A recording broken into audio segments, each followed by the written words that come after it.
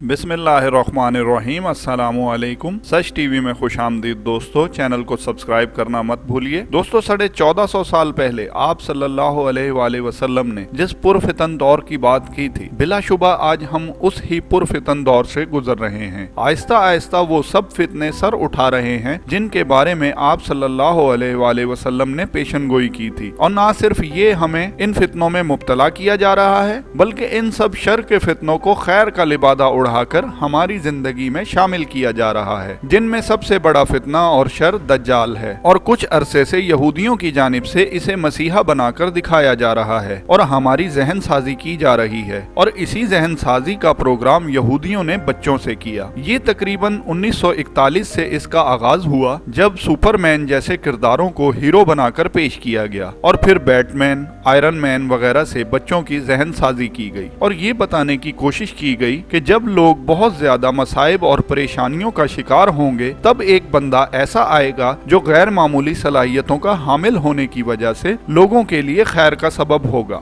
और यही दज्जाल का सबसे बड़ा और खुफिया हथियार है। दोस्तों नबी पाक सल्लल्लाहु अलैहि वसल्लम की अहादीस मुबारका को पढ़कर और इसे समझकर आज यहूदी हर वो काम कर रहे हैं जो उनके मुताबिक उनके मसीहा दज्जाल की खुशनुदी का बाइस है। इसीलिए दज्जाल के आने से पहले ना वो सिर्फ पूरी तैयारियां करे बैठे हैं, बल्कि उनकी मौजूदा नस्ल भी आगाह और तैयार बैठी है। दज्जाल के हवाले से पूरी दुनिया में कट्टर यहूदी तंजीम दज्जाल के हरावल दस्ते का काम कर रही है और लोगों के दिमागों को अपने काबू में करती जा रही है। जबकि अरसा दराज से इस घिनौने मिशन पर काम करते हुए हालात यहाँ तक पहुँच चुके हैं कि जो काम पहले लोगों से छुप छुपा कर करवाए जाते थे, अब वो खुले आम लोगों के सामने पेश किए जा रहे हैं। नेटफ्लिक्स नामी एक दज्जाली ऑनलाइन मूवी कारपोरेशन ने नई सीरीज मसीहा के नाम से तैयार की है, जिसमें दज्जाल का किरदार अदा करने वाला बल्गारियन अदाकार मेहदी दहदी के नाम से है, जिसे एक ऐसे शख्स के तौर पर पेश किया गया है जो कि बहुत सी सुपर पावर का हामिल होता है और जंगो जदल के मुमालिक शाम, इसराइल और फलस्तीन में नमूदार होता है। दोस्तों इस सीरीज में मजीद दिखाया गया है कि मेहदी दहदी कहलाने वाला वो शख्स मसीहा होगा, लोगों की मदद करेगा, अच्छे काम करेगा और लोगों के दिलों में अपने अच्छे कामों की वजह से अपना एक अच्छा मकाम बनाएगा, जबकि बड़ी बड़ी आफतों में इंसानों की मदद भी करेगा। देखने वालों को लगे मेहदी का किरदार अदा करने वाला शख्स असल में हजरत ईसा अलैहिस्सलाम है, लेकिन दर हकीकत ये शख्स दज्जाल दिखाया है जो लोगों को धोखा देने की कोशिश कर रहा है। नेटफ्लिक्स की आने वाली सीरीज में ये दिखाने की कोशिश की गई है कि जो पहले हजरत ईसा अलैहिस्सलाम थे वो दर हकीकत दज्जाल था, जबकि अब जो आएगा